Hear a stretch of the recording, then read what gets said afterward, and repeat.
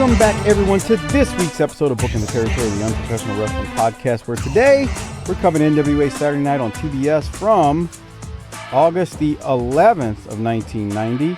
This is, I guess, Doc, officially New Year, not same old us episode, because this one should air like January 6th. We're recording this some time ahead of things, just for people who don't know. We're shuffling around Shoot Job Blues. Doc's got an update on Harper in a second, but before we get into that, I'm going to welcome Doc in as Harper's not here. And special shout out to our largest Patreon contributors monthly, Disrespectfully Classy, Marky Blassie, Mike Childry, Joe Ice. The latest Blassie episode dropped a few weeks ago from us airing this, probably like 3 weeks ago now. But anyway, it's out. And we talk about a lot of old school wrestling and some new stuff too. And then real quick before I throw it to Doc, special shout out to some new patrons, Mike L., Markel, Sean, who's a longtime patron. He bumped up his pledge because he stated that I had to up my patronage after hearing you guys suffer through Sunny's OnlyFans. Thoughts and prayers, dog. Thanks again, Sean. We appreciate it. You've been a Hall of Famer for a while, but thanks for the bump up on the pledge. And then Adam C., he's a newer listener, but new patron more importantly. And again, we are recording this way ahead of when you're hearing this. So if you've, let's just say if you became a patron before Christmas or even after Christmas, it might be a few weeks before you hear your patron shout out. Doc, on that note, I wanted to get that out the way, take care of that business. I'll throw it to you. How are you? I was going to wish everybody a happy new year, and I guess it still rings true, but I can see why you were a failure in the wrestling business. You just come straight out and tell everybody to finish before we even get started. Like, did you come down the aisle in the old day and say, I'm doing the job tonight, everybody? What's up? Or did they just know that because you were wearing a Michael Vick jersey? Come on. They just knew the booker, especially the one in New Orleans and Chalmette, Louisiana back then, didn't know his ass from a hole in the ground. They knew I was doing the job because of that, because he was the drizzling shits as a booker. But okay, I mean, well, what do you want? Hey man, happy New Year, Mike. You're wishing me Happy New Year, huh? I am wishing you a Happy New Year. I mean, depending on how you want to play the time here, we all have visions of syphilis seared in our head from last week's OnlyFans review. Harper has syphilis and chlamydia and gonorrhea of the eyes, and so he's not here today. He's hopefully in line for his penicillin shot, so that he can be back with us as 2022 happens. You said we're going to be the same old us this year. I disagree with you, Mike. Why is that? I think we're going to be crazier, more out of control, more ass, more flips, more dives, more everything. What do you think about that? I don't know about more flips and dives and stuff. I mean, why not? Well, you're the one full of flips and dives, if we're going to be real here. Here's the thing. Let me put it to you like this. How many wrestling podcasts do you think you've listened to over the years? Oh, tons. I couldn't. Tons. I'd have to write them all down. It's been a lot. Okay, we've done that before, but how many wrestling podcasts do you think you've gotten into where you like, oh, this is pretty good, I'm gonna listen to this, and then I'm gonna listen to the next one, then I'm gonna listen to the next one? Select few on that. Okay, how many of those select few did you eventually get tired of and be like, this just ain't doing it for me like it used to? Ultimately, that boils down to most of them, but I'm probably not the best person to ask that to, because the thing that's hard about podcasts for me is I record one, I take notes for one with you, and then I have the third layer, which is I then got to go back and edit and post. And I swear, as this show has grown and I've spent more time doing that, I feel like disengaged from most wrestling podcasts. I don't want to listen to any of them. And there's only a select few where I'll tune in sometimes. Like the Jarrett one that you and I talked about with his dad buying World Class from a few weeks ago. They had 77 pages of research for that. Listen to this. That's insane. You hear that? You hear this? You hear that? That's the one page of notes I have for this episode. So there you go. I have 2 pages most weeks, and that's only because there's some reminders on there about the patron shout outs, stuff like that. So Other my than point that, is this. yeah. But go Over ahead. time, most podcasts are like, yeah, I feel like I've heard all their stuff. But we just keep growing and getting bigger and better. And I think 2022 is our birth year. What the hell does that mean? You sound like a Well, instead of woman. our birthday month, it's our whole year. This is going to be our year. This is going to be our year. I mean, you could say last year was our year, but I think this year is going to be our year. Well, we are steamrolling into calendar year 7 of this Right? thing, I mean, which if we really wanted it to be our year with a new me, we need to put some scrubs on and grow our fingernails out and call our son King, our king, right? no, Those are your definitely favorite not. girls on the planet, aren't they? It's just if you always have to state that, then that's why it's the furthest thing from the truth. It's one thing if you make a You ever look declarative at one of those statement. type you ever look at one of those type females, like their social media feed for like 5 years and they're still posting the same inspirational messages 5 years that they were 5 years ago? That's what I'm saying. It's like, man, when are you going to apply this shit? Yeah. Like, I mean, you keep spouting the same nonsense. If he won't put in the time for me, then he ain't worth it. Okay, then why are you still saying that 5 years later? That's always my thing with that. Like you constantly you play the same card every time. It would be like a football team rolling out there for 5 years straight, 16 games a year, 17 now, running the same 5 plays every time they're on offense. Bruh, I call that the Jason Garrett era. But hey, I Well, understand. and look I what hear what came you're of the saying. Jason Garrett era. I hear what you're saying. It wasn't fun either. That's what I'm saying. Hey, let me ask you something. Speaking of that, I really want to ask you this because I don't know if you've seen it, but so we've had a couple developments in our household recently. So one is Latrell came straight out and asked the other night, "Is wrestling fake?" That's a Yeah. that's tough, man. Um. What do you do with that? I mean, it's like I was like, you want to hear about sex? Because I'd I rather have think that conversation. you're making a bigger deal out of this than it is. Well, when I told him a little bit about it, he goes, I don't like wrestling anymore. I was like, you don't have to go that far. But anyway, we were watching some SmackDown the other night, and Roman Reigns, the tribal chief. This is somewhat time dated, but it's not. He fired Paul Heyman as his wise man, and it led me to ask you: is Paul Heyman doing the best work of his career right now? And what did I tell you? Besides the fact that I don't know the last time I watched SmackDown, Okay. when I was watching, he's very good on the mic, and I did see To some of be the fair, stuff. Paul has been good at just about everything he's done, from the psycho yuppie in the stuff we're talking about now to the I'm going to run ECW and be a visionary and the edgy guy running the promotion, and that's hard to overcome and beat, to the announcer and sort of entryway into pushing his way into WWE, to Brock, to CM Punk, to this role. But I feel like this is the kind of toady, sort of like fat, bald in a suit, just I'm smart, but I'm a ass kisser. I think it's his best role. I think it's the one he was born to play too.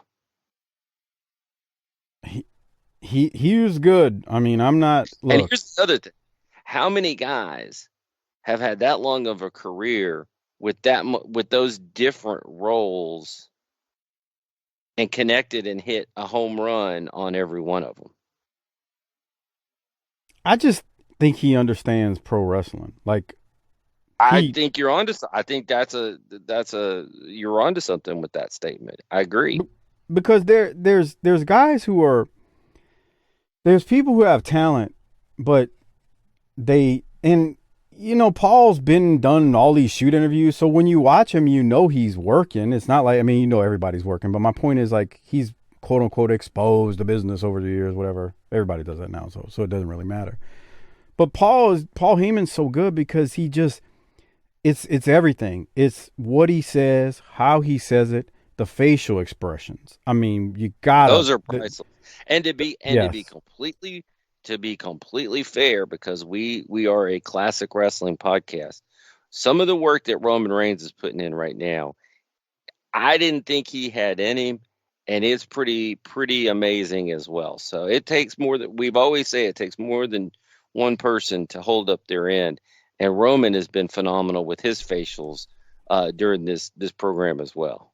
I was singing Roman's praises back when everybody wanted Went him to back when turn I told you heel. to. I remember. No, it's not. Go watch 2015 or 16 Fastlane, him and Daniel Bryan. You want to see a guy who got in there with one of the best in the world and didn't miss a beat. It was a fantastic match.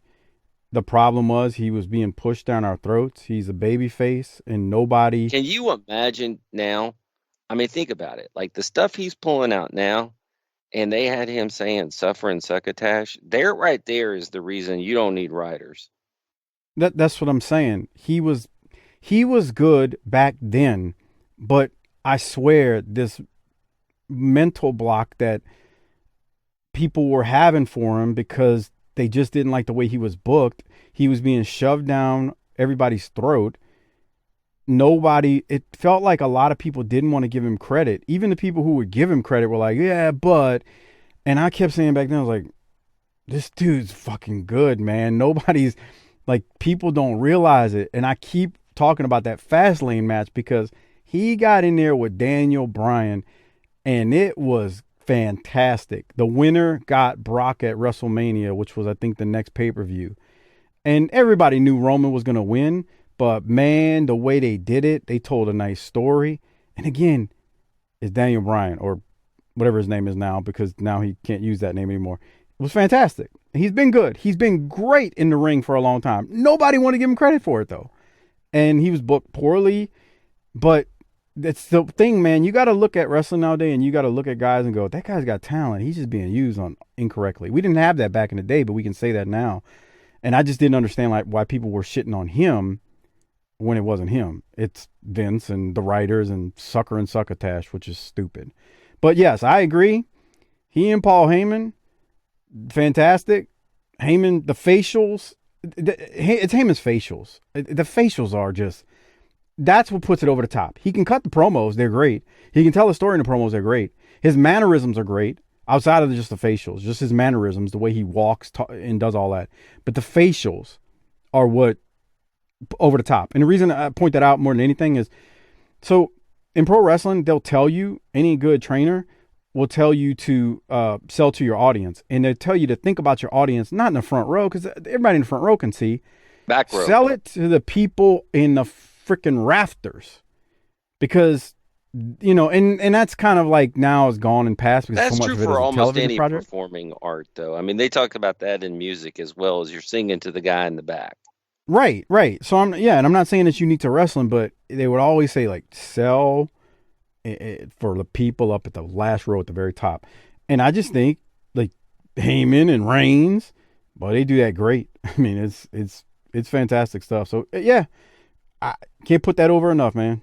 Can't put it So over we've been enough. talking about some cerebral wrestling, but um to follow our New Year's resolution of more ass, you've been knocking out some ass lately, or what's going on over there? Come on, I do have something I need to throw at you.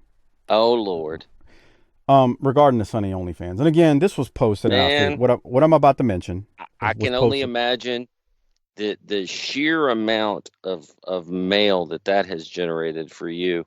Oh Um, yeah, I mean, just the people clamoring to see her. Um, I, I I don't have a problem with what I saw as much as I have a problem with the business model. Well, what I was gonna say is we did that, and yes, you're right.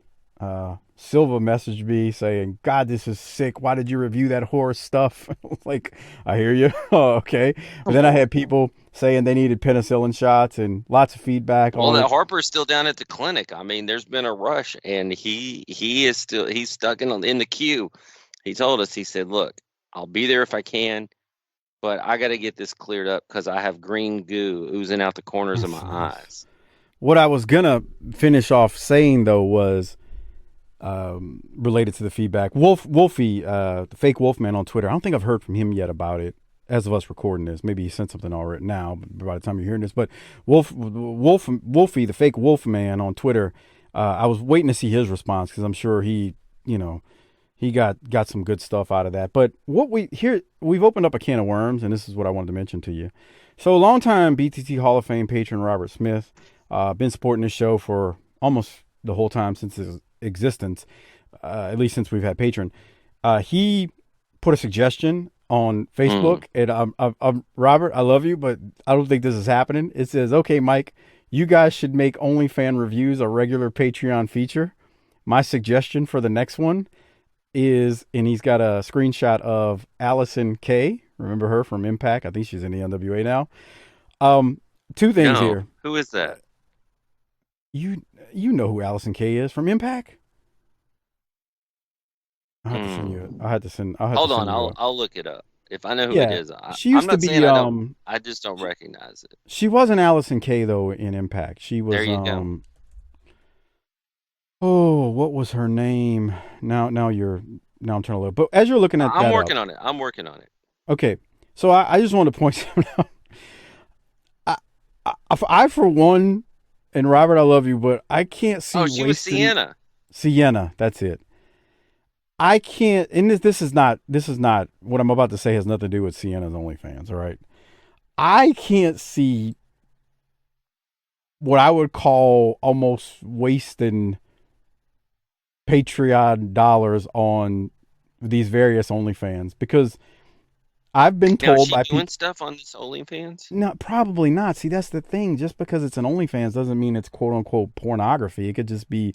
Well, then I'm not interested. It could just be like, risque type lingerie. Well, and That here's the thing. It's probably because she's a bigger girl, but she's billed at 5'10", 150. I guarantee you some of the granimals out there that our listeners are bedding down have much bigger stats than 5'10", 150. That's what I'm trying to say is, y'all were talking about Sunny. Well, Sunny don't look like she did when she was 18 in Smoky Mountain, but she looks, how different does she look than the average 49-year-old that's out there eating fucking every eating ice cream straight from the carton? I'm not gonna speak on that. I will. There's a bunch That's of fat Sunny. bitches running around. That's great, but that Sunny OnlyFans is gross. Here's the thing. I don't There's like, nothing attractive about that to me, and and I don't like the whole business model. Look, in the old days, you could trick people like that, but it's 2022 now. I'm gonna give you some money, and I want the whole thing. okay. I want it all. I don't want to have to keep tip. I don't want to have to keep tip in the jar to keep things going, to keep it wet. That really upset you that you had the tip to get more. If it's going to be $50, tell me it's $50, and we'll just work with that. And some of these OnlyFans are expensive, man. So I don't know. I'm gonna run this past Harper. I actually have an idea for Harper. The idea would be, hey, if you want Harper to give his comments on OnlyFans, maybe it's a thing where you just PayPal him whatever the cost of that OnlyFans would be. You eventually would get around to hearing Harper's thoughts on an OnlyFans. But some of these are expensive, man. Like that Sonny's one was 15, but man, there's 20. There's women who charge 29, 39 bucks a month for that stuff.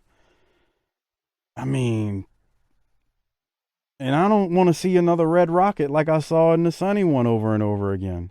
Well, and I think we need to keep it straight that you're paying $2 a month for us, right? Yeah, most are in the 2 to 5 range, just split, but yeah, it's not it's not a ton. It's not like the look. I say this all the time. Doc and I and Harper, all three of us, continue to work shoot jobs. We work full time, 40 plus hours a week. Harper's being killed right now on hours, which is why he's not here right now. Harper needs to unionize.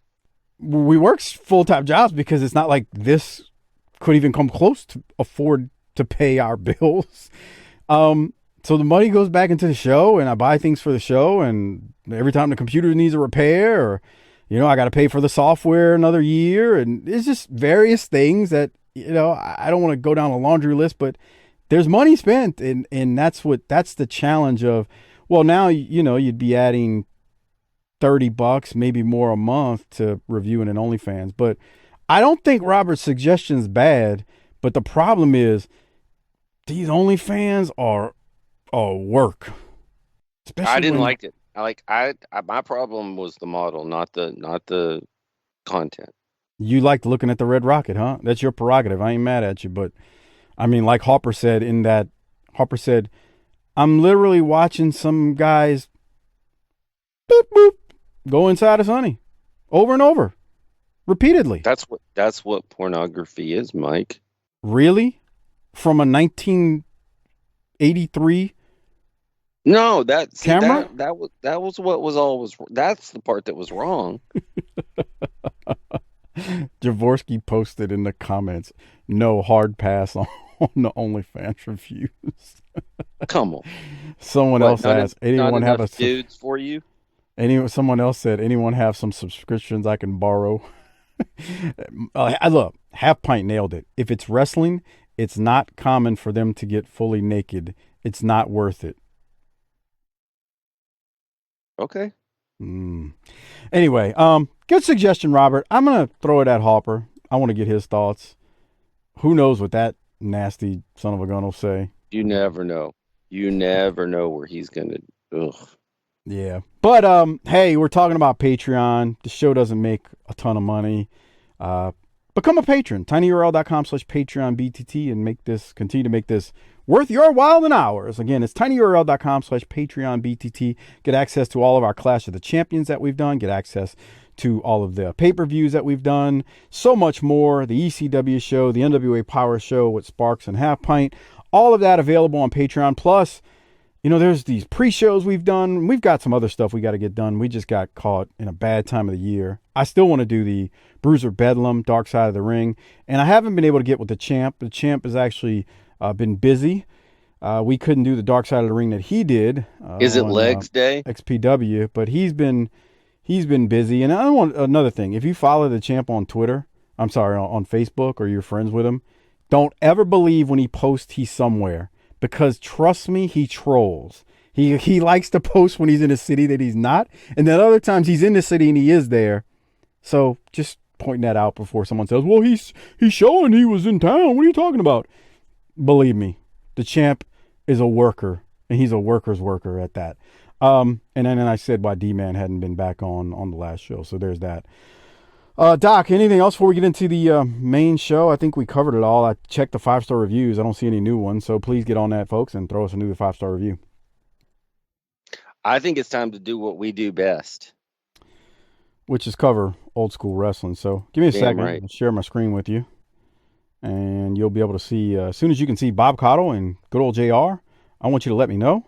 That way we know they're coming through for you. They're coming through for me. There we go. So we're rolling now on the video version of this show, and it is August 11th of 1990, NWA Saturday Night on TBS. Once again, I think we're in Gainesville, Georgia, at the Georgia Mountain Center, if my research is correct, and I believe this was taped/recorded on July 30th, and that's if the records are correct from the history of WWE.com, and I think they are for this one. Jim Ross and Bob Caudle, they opened the show for once again for us, and they tell us WCW is brought to us today by A&W Root Beer. We then head straight to the ring for some wrestling action, which the first match is going to end up being the Rock and Roll Express versus Pat Rose and Fred Avery. Doc, I guess I'll throw to you. What are your thoughts on the R&R versus Pat Rose and Fred Avery in I didn't say at the top of this episode, a 60-minute episode of NWA Saturday Night. So Doc's already at an A rating because of that. A rating. I like that. I was wondering with the rock and roll coming down if they like summertime. There's some trade-offs here. Explain what you mean by that. Well, the girls are going to have onion crotch out in the van because it's, no AC in the South. But they don't have to wear those dusters to the ring. Boy, that's true, huh? Because them dusters are ugly. Dated. And they smell. They smell bad.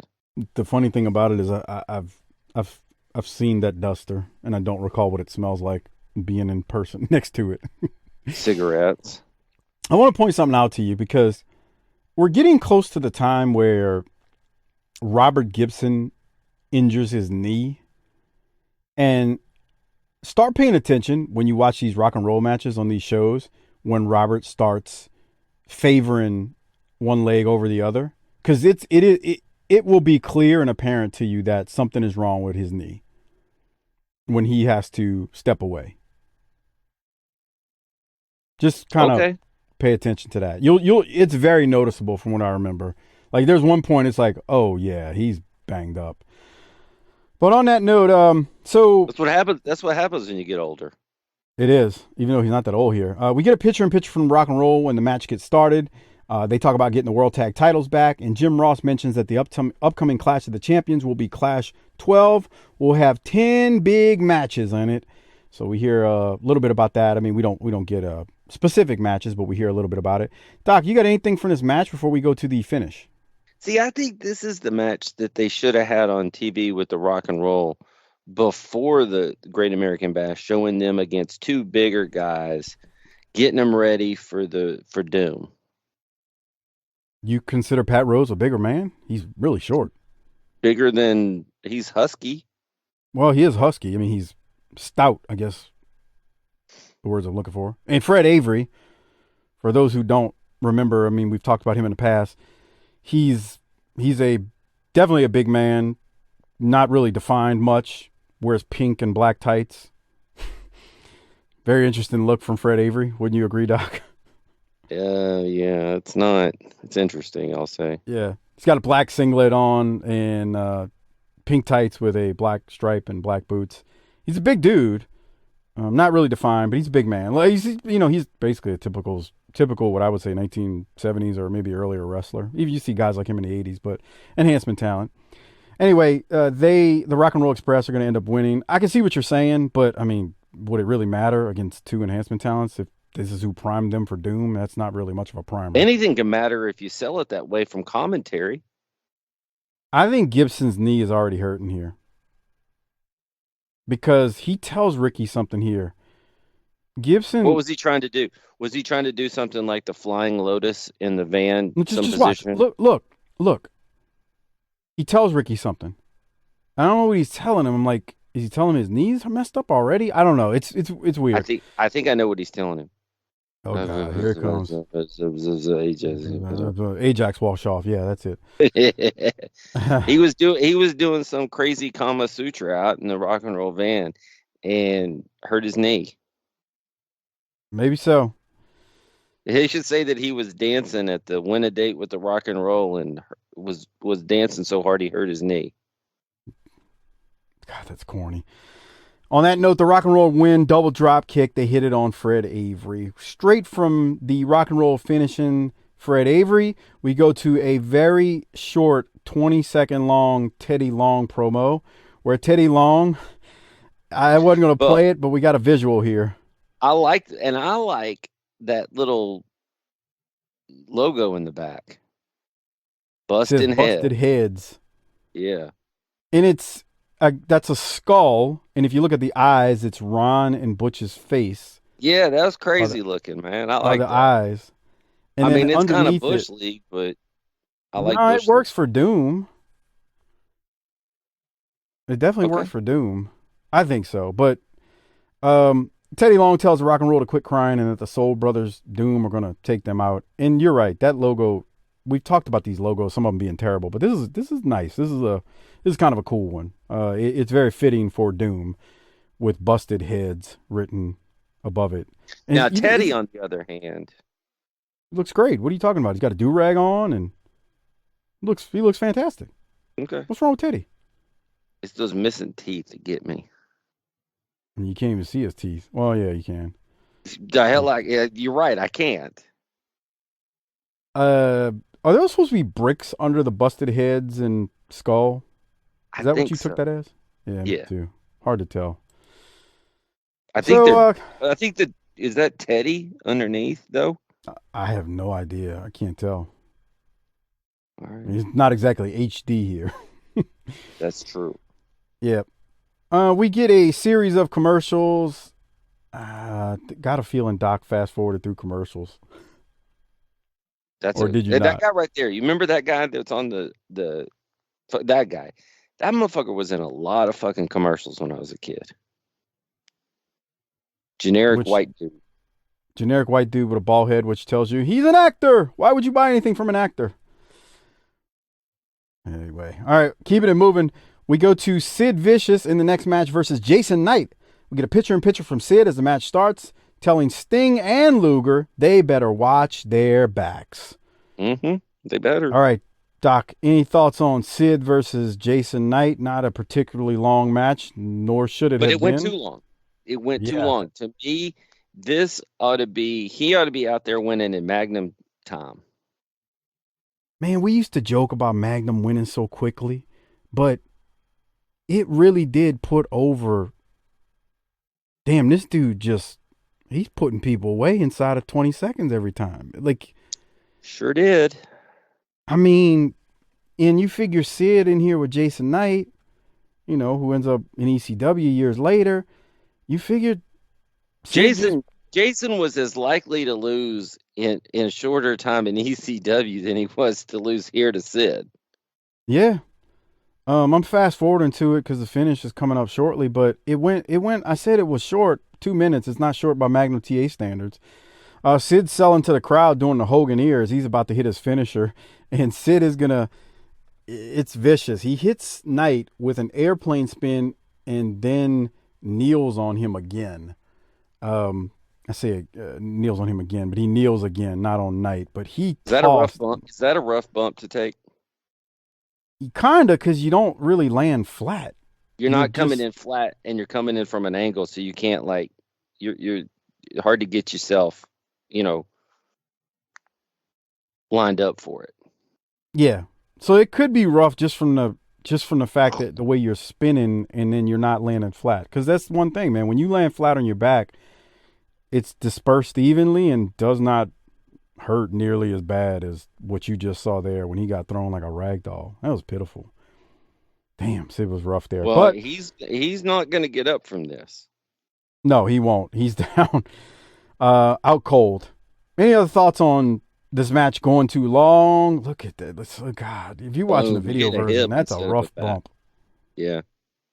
Shit. You can watch the video versions at tinyurl.com/Patreon BTT, by the way. We're seeing it all over here. Yeah. Just like we're seeing it all as if it was a Sunny's OnlyFans. That's nice, Doc. So we keep moving. We got some commercials. And this is, I think, when we found out that this week's episode was only an hour. It's because the Braves are coming up next, and they're playing at 7:05. So that's why we're an hour. God bless the Braves, Doc. Bro, this is the time when Greg Maddux was pitching. The game wouldn't have lasted much longer than an hour. No, I wonder if he pitched that night. That fool used to turn in some legendary performances. I've looked it up, but I don't even know what the Braves record was during this year. This is when they're starting to get everybody into the tent, though. They're getting Maddux and Glavine and Smoltz. Bro, that shit was a wrap. They dominated for so long, man. And I think they only won one World Series during that time, which is crazy. You got to celebrate the one you win. Hey, I'm not knocking it. Take them for granted. You never know when you're going to get back. Trust me. Yeah, you celebrate it. You celebrate it. It's never make an excuse for. Like I hear people say that all the time. Somebody could be like, "When the Mavericks won, they didn't have to play the Spurs." You're damn right. I don't give a shit. That ain't my I hate that argument. This is what used to make me mad. And I wasn't a Dolphins fan, but this is what used to make me mad about, like, when people would talk about Dan Marino. So he got there very, very early in his career, and San Francisco beat him to the Super Bowl, right? He got there. I think that wasn't his rookie year. I think it was his second year. I don't recall, but it was very early in his career, first or second year maybe. Well, Marino never got back to the Super Bowl. And I would always hear people, oh, he's not a winner. He can't win the big game. I'm like, dude, Dan Marino may have been, besides Joe Montana, who, by the way, played for one of the greater franchises in NFL history at that time and had great defenses and whatnot. Dan Marino is one of the best quarterbacks to ever play, and people minimize it because he never won a title. So to piggyback on what you're saying, if you win one, that's something, because it ain't easy.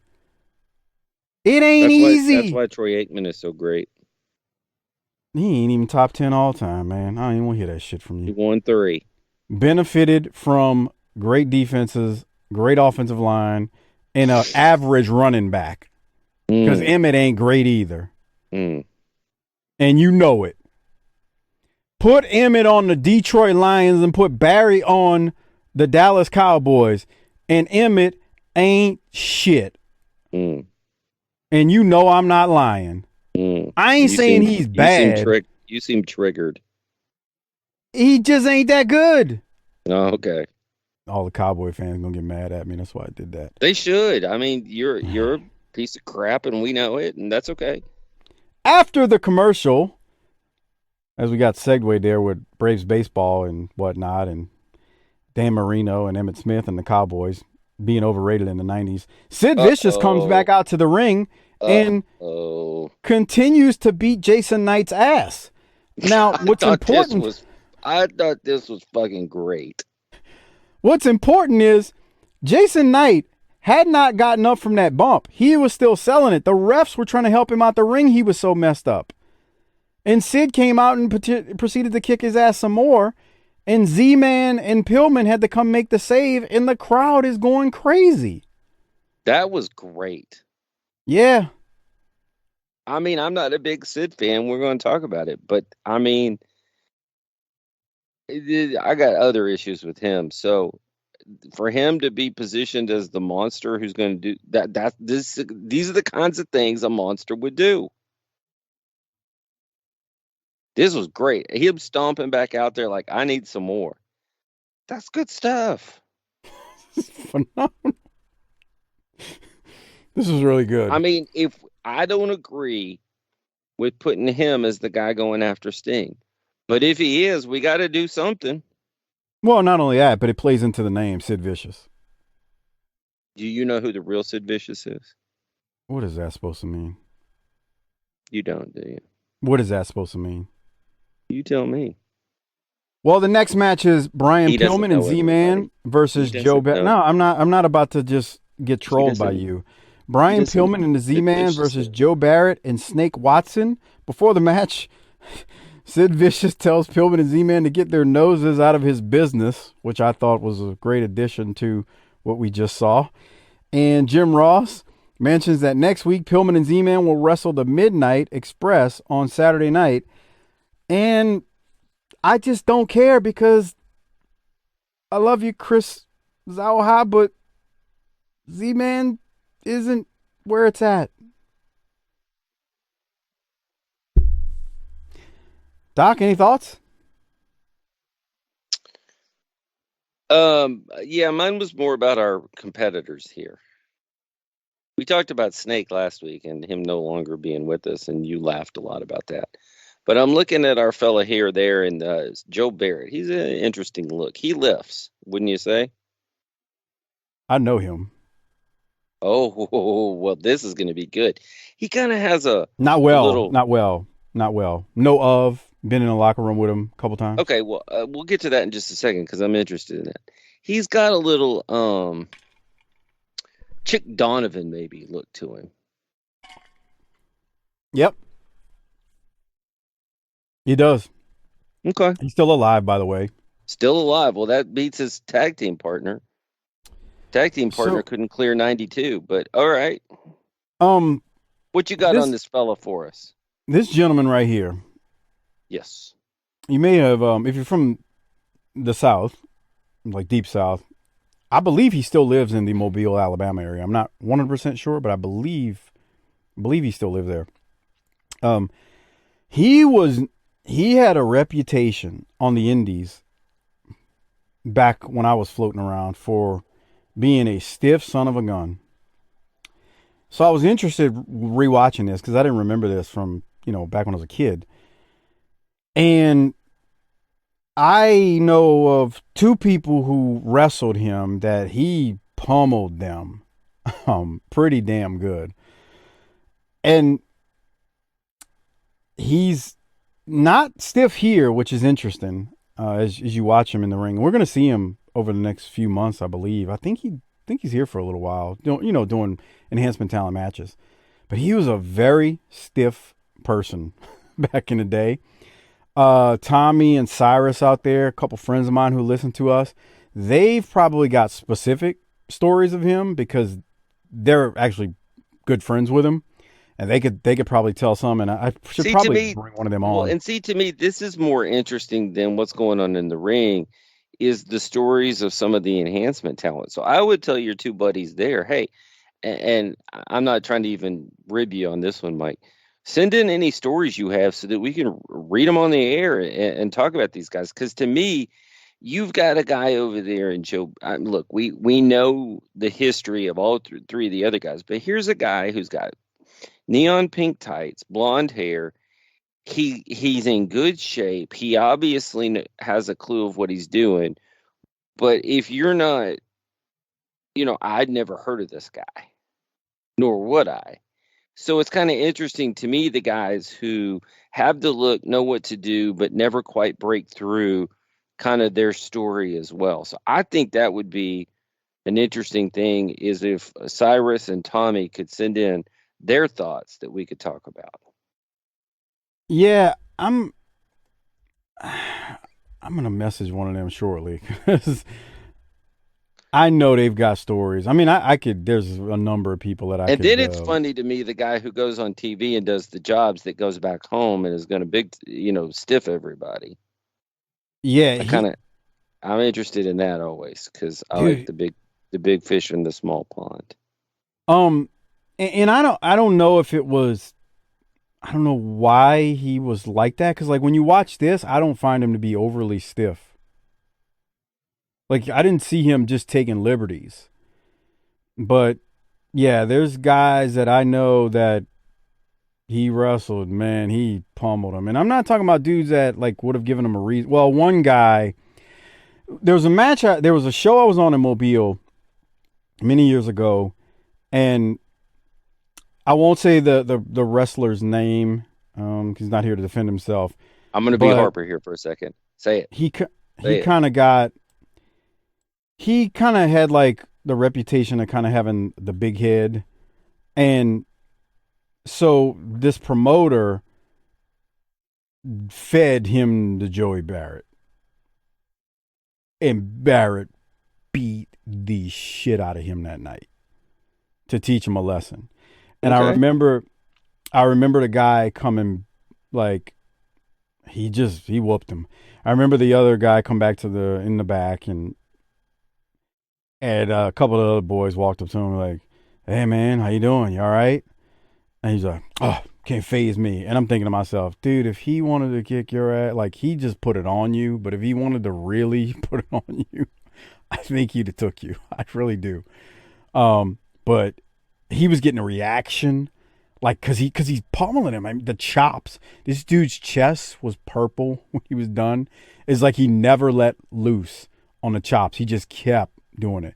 And see, with guys like that, you really kind of, you got to go at them. Like you have to give it back as much as they're giving it to you. I don't know if this guy gave it back to Barrett as much as Barrett was giving it to him, but he pummeled him.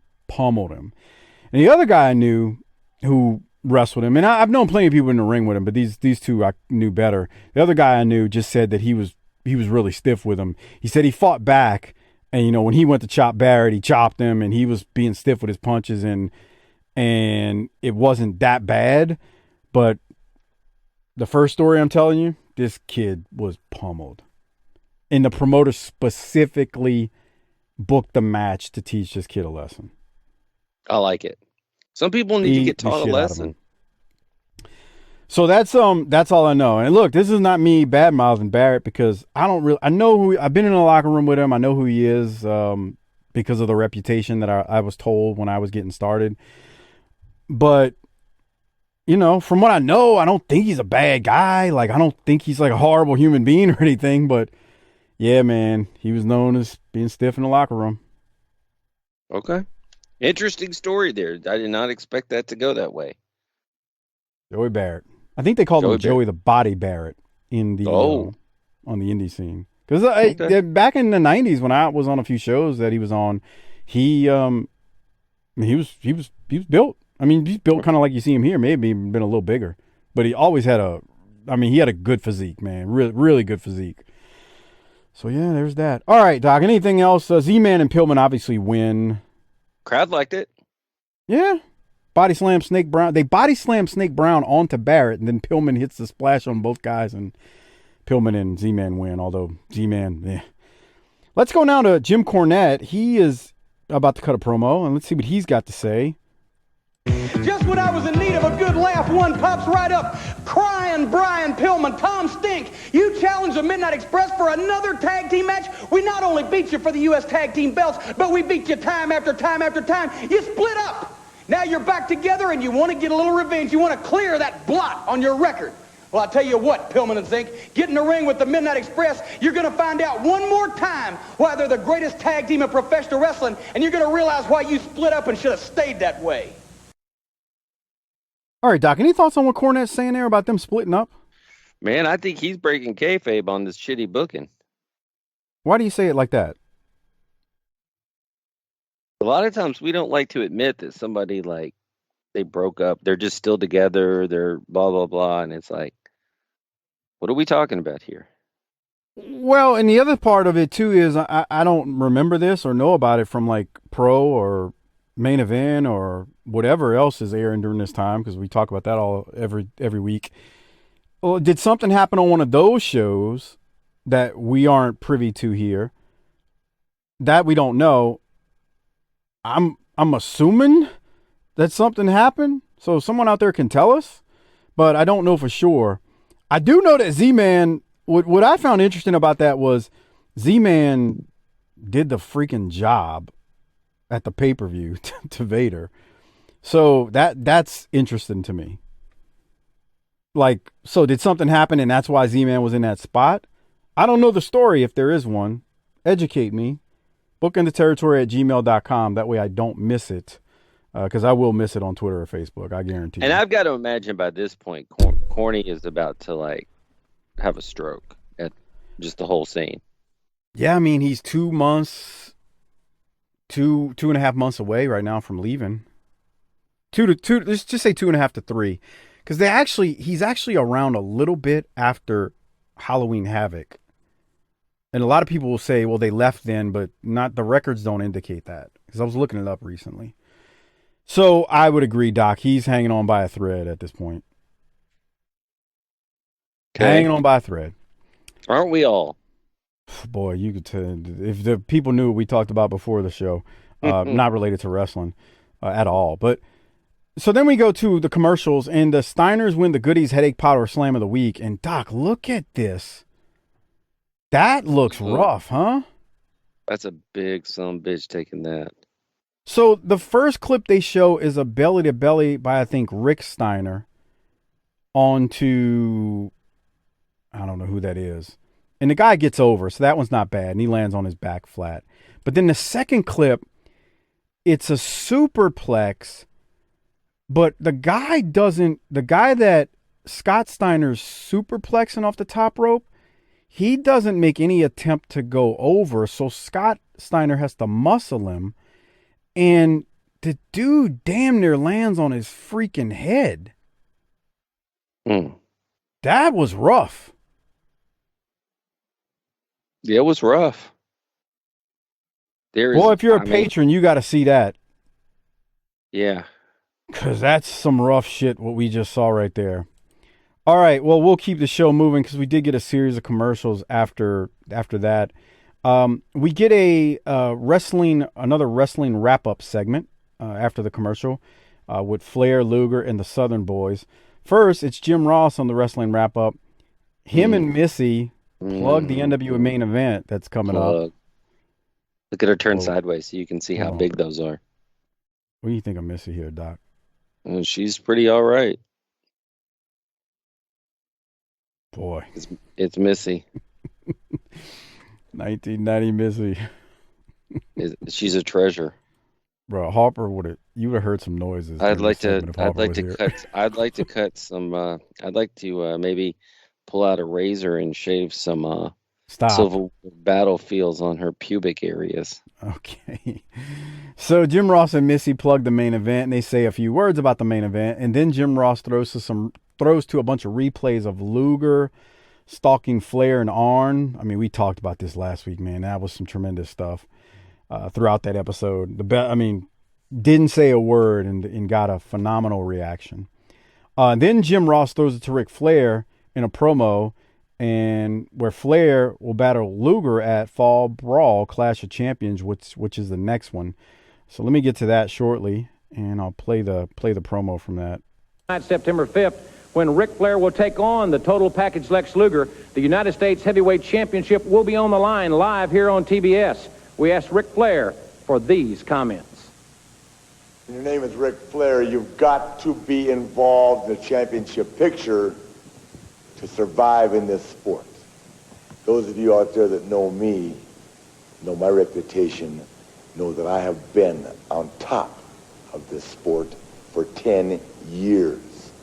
So Sting, the powers to be, right here in World Championship Wrestling say Flair has got to climb that ladder. Well, Luger, you're the first rung on the ladder. I'm not used to walking around huge coliseums without a championship belt around my waist.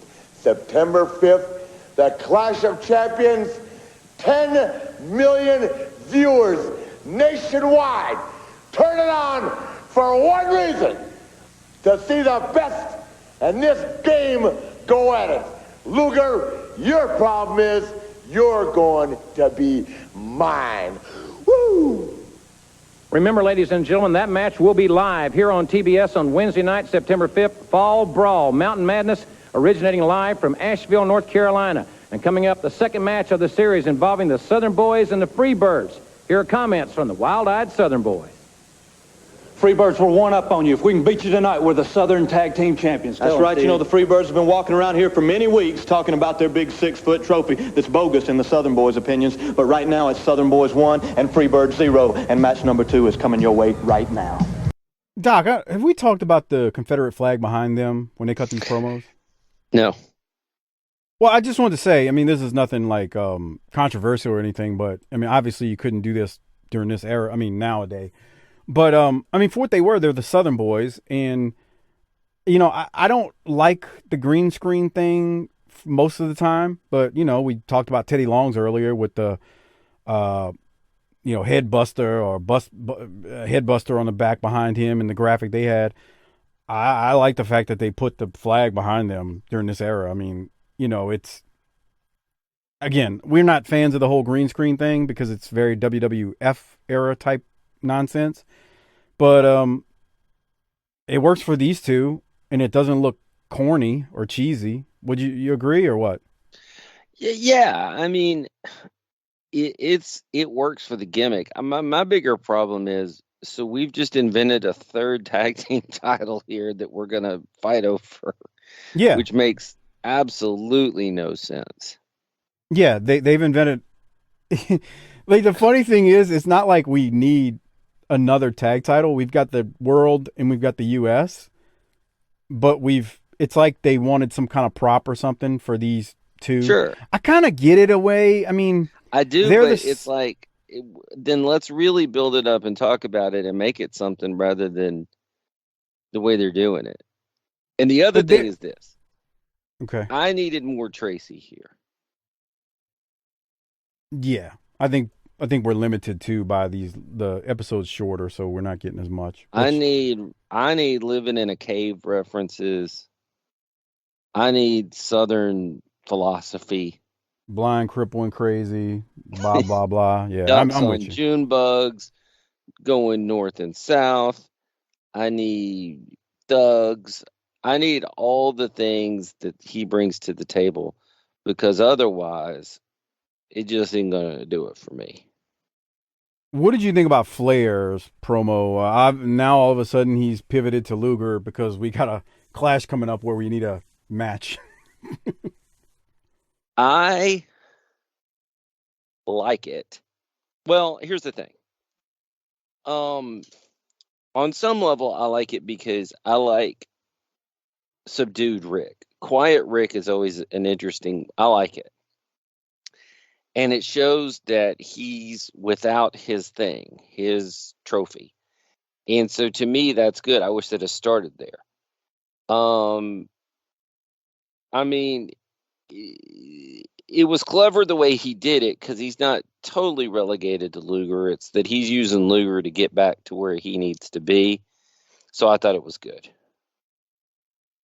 It's a good Flair promo. Nothing's ever going to compare to the ones in the studio, but it's good.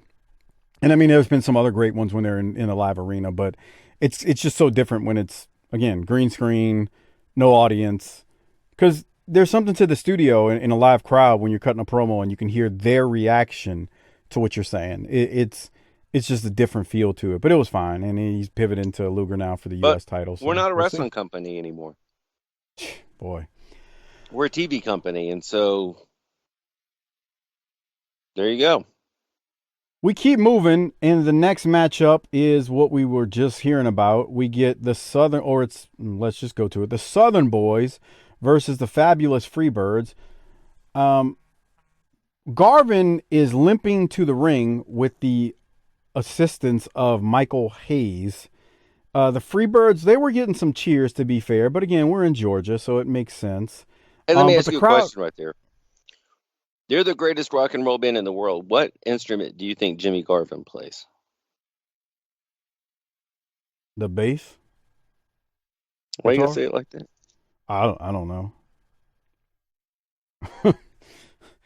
I don't know. I mean, you think he's a drummer? What do you think? I think he's back there shaking a tambourine or hitting a cowbell or something. Bro, I almost said a tambourine. But you didn't really know what a tambourine was, so you didn't want to No, say I it. almost said it though. Yeah. But they came out to some cheers, but then the Southern Boys hit the ring and they got even more cheers and the crowd erupted. You can say what you want. They're Tracy straight and from the Steve, cave. They are over. They are over. Women in wrestling Hayes is all that they crave. That's right. Hayes is the glitter's on point again. Jesus, what is his deal? Like, I like the sparkly red suspender thing, but his face is a disaster. I think it was He Arthur looks Ian. like it's like somebody told him there was a bunch of blow at the bottom of this paint. And Arthur he just Ian stuck Totten was talking about Huh? the glitter. Arthur Ian Totten was talking about the glitter on the Patreon page because you and I were talking about glitter at the pay-per-view or Clash, whatever the last one we did. I can't even remember now.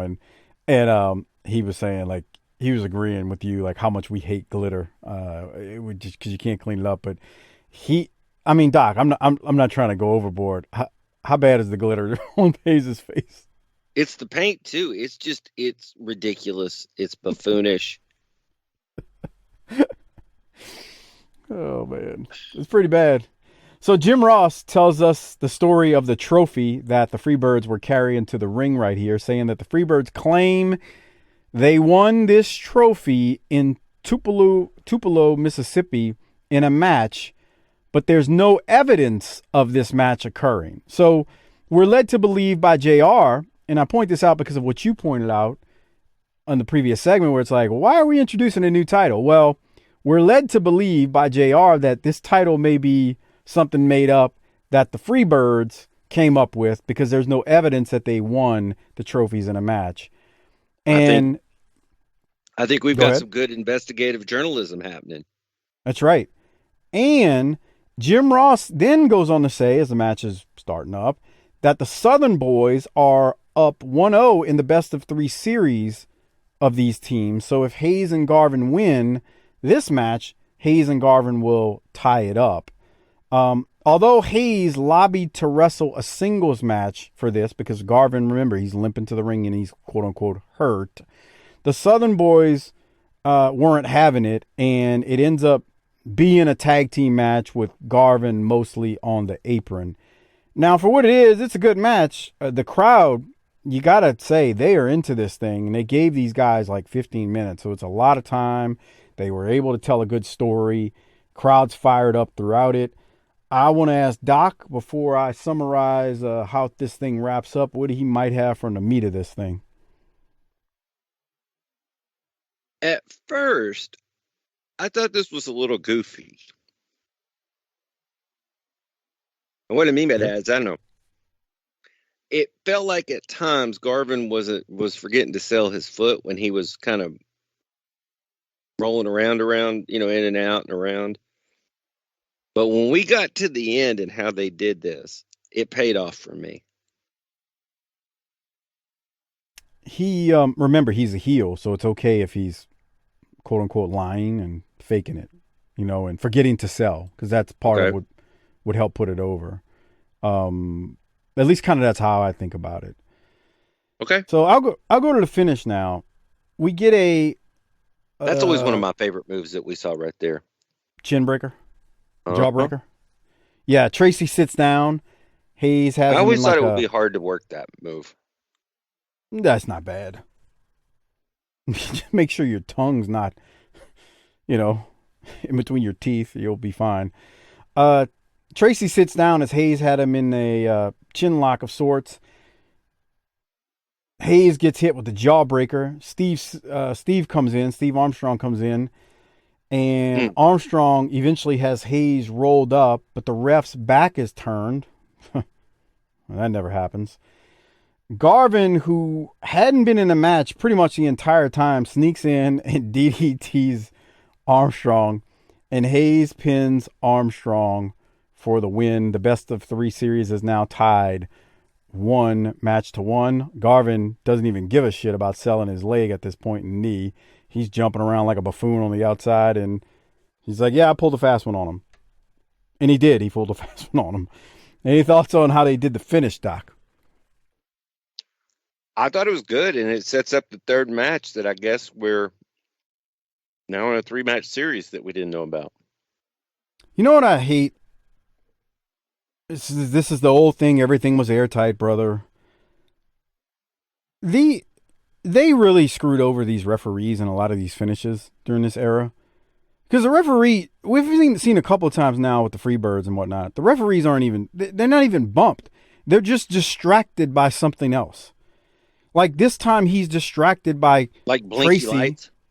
Yeah, it's like Tracy's quote unquote trying to get back into the ring to help his opponent, his partner.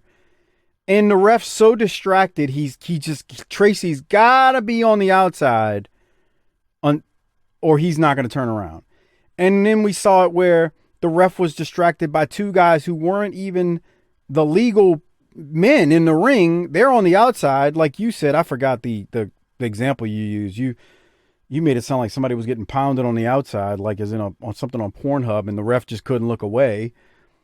The ref couldn't look away, and then when he looks away, oh, now the heel's got the advantage. It's really the way they, and I feel like they screwed over the refs here because it makes the refs look stupid. Like they look really dumb, and the ref looked really dumb here because then he just happens to turn around as Garvin slid out, and now Armstrong's getting pinned. Do you agree or what? Well, I think that once you have TV people in charge, they're not going to see the importance of a referee like you would by a wrestling company, and so that they see them as a buffoon. Yeah, it's really dumb, man. Hey, I want to get to this next promo though. I do too. So I'll close the thoughts on the ref with this saying, look, if you're a Mid-South wrestling fan, you know they bumped refs nonstop. Every episode with a big match had a ref bump. So I'm not saying that's the answer. I've been critical of that as well on the Mid-South show. But I'm just saying, bro, this it's out of hand. The refs aren't even taking bumps here. They're just distracted by things they shouldn't be distracted by, which quote unquote gets them out of position. And that's that. Now, you want to get to El Gigante. Do you want the audio from it, Doc? We should hear a little bit. Well, it's really short. I mean, it's not a problem to play the audio of it, but I'm just double checking. So, all right, hold on here. I'm trying to get to the exact point where it starts. That way we can get Bob Caudle. Now, do you think Bob Caudle do you think El Gigante is standing on a box or anything like they used to do with Andre? Don't know. Okay. 7'7" pretty tall, my friend. That's true, too. Let's go to El Gigante and Bob Caudle. Boss fans, I'm here with the world's largest athlete, 7'7" tall, 435 pounds, El Gigante. And El Gigante want to say hello to all of his fans around the country, and especially to all of his fans in Texas and Florida, where he'll be wrestling soon. El Gigante. Es cierto, quiero decir hola a todos los de estado de Texas y Florida. Necesito el soporte de todos ustedes para mi carrera. Necesito tenerlos a todos en todo el país, donde quiera que haya un latino, quiero que esté conmigo. Necesito el soporte de todos ustedes. Y mientras tanto, gracias por todo. Vamos, estado de Florida y Texas.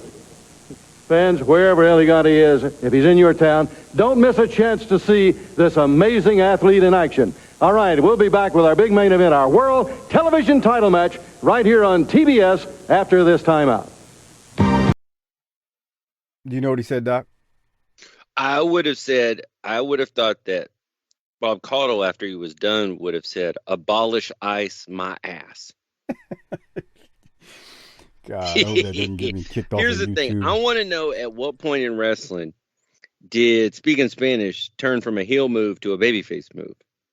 And at some point, should he have said La Rosa de Corazon de San Antonio as a throwback? Like Manny used to say? Yes. Nah, I mean, I don't think that would have been needed, but I know why you're saying that. He tells us in Spanish that he's thankful for all the support he's been given in not only Florida and Texas, but the entire country. And he's thankful for the support in his career. And yeah, that's basically summarizes what he said there. Okay. Any other thoughts as we continue along here? He's like a Mexican Robert Gibson. Wow. No, I think he speaks more clearly. So we get a bunch of commercials. The only commercial I noted was the Keystone Beer commercial again, and we already talked about that a few weeks back.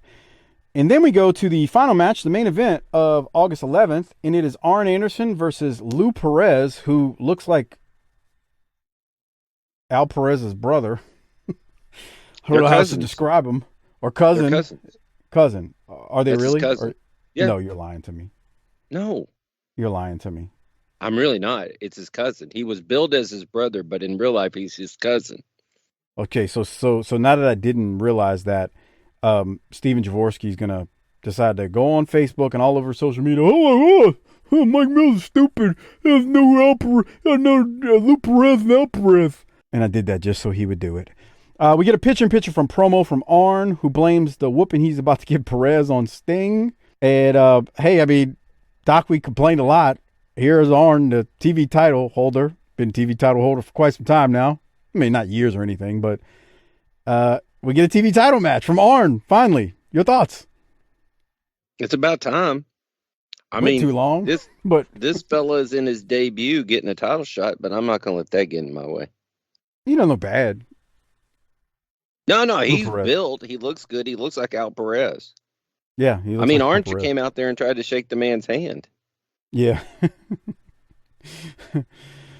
He's done that before, though. Arn's done that before. This was a good little match. I mean, Arn's obviously, but I mean, Lou Perez wasn't bad. This was good. Nah, Nobody ever thought he was going to win the title here. No. And like I said, Lou Perez looks the part, and he looks like he knows how to wrestle, and he doesn't look like he misses anything. And he's, well, as I say that, he missed an arm bar right there.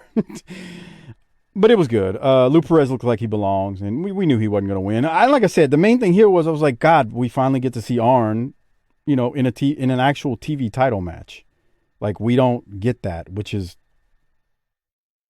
it's the TV title. Boogie, it's the TV title. Don't worry about it. Yeah.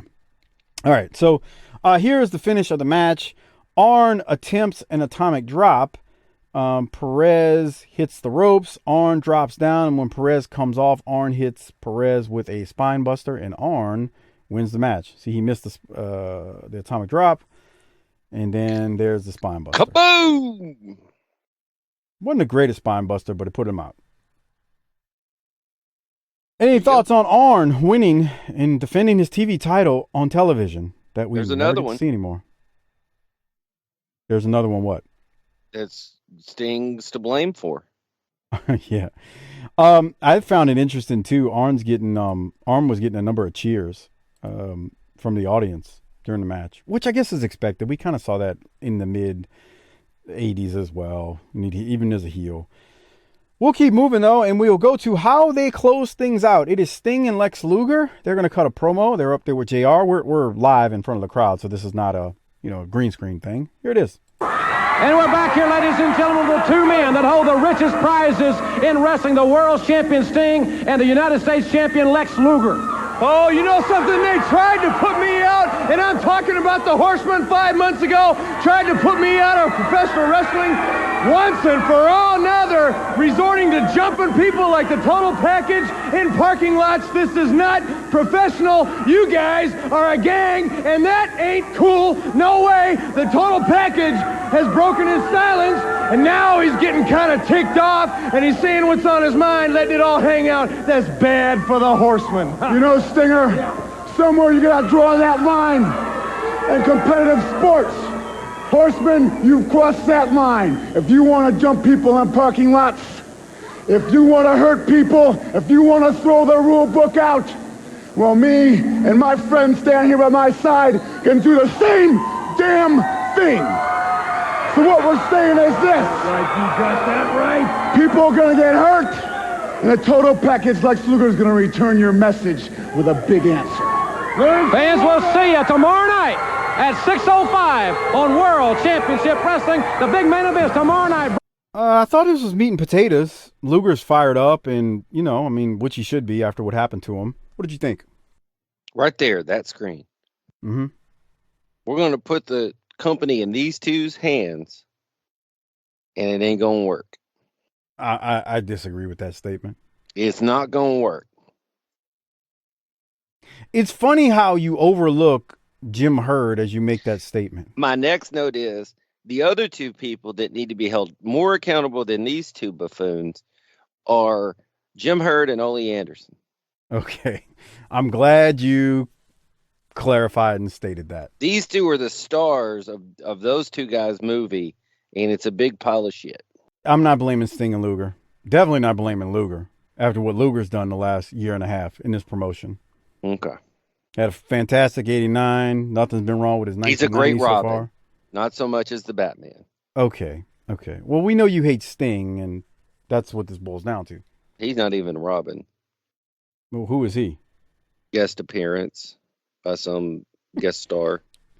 All right. So he is Renegade. a star. Minor. All right. He's the renegade. Right. With that said, we now need to rate it, hand out the Rolex. Before we do so, remember, use our Amazon BTT Associates link at tinyurl.com/BTT Amazon. It's a great way to support the show without spending anything extra. If you're already shopping on Amazon, use that link and help the show out, because that's exactly what happens when you use our Amazon Associates link. It's tinyurl.com/BTT Amazon.